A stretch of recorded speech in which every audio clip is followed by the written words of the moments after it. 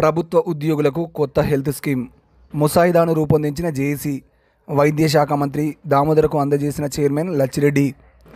రాష్ట్రంలో ఉద్యోగులు, పెన్షనర్లు, వారిపై ఆధారపడిన కుటుంబ సభ్యుల కోసం ఎంప్లాయీ హెల్త్ స్కీమ్ ఈహెచ్ఎస్ను అమలు చేయాలని తెలంగాణ ఉద్యోగుల జేఏసీ కోరింది.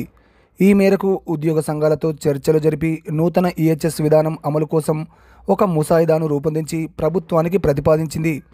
ఈ ప్రతిపాదనను తెలంగాణ ఉద్యోగుల జేఏసీ చైర్మన్ లచ్చిరెడ్డి, పలువురు జేఏసీ నాయకులు ఇవాళ రాష్ట్ర వైద్య ఆరోగ్య శాఖ మంత్రి దామోదర రాజనరసింహను కలిసి అందజేశారు.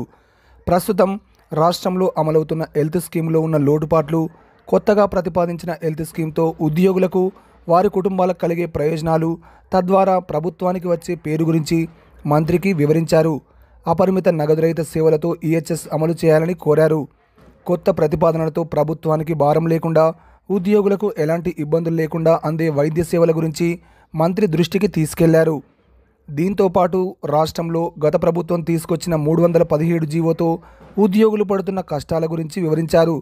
వెంటనే జీవోను రద్దు చేసి ఉద్యోగులకు న్యాయం చేయాలని మంత్రిని లచ్చిరెడ్డి కోరారు.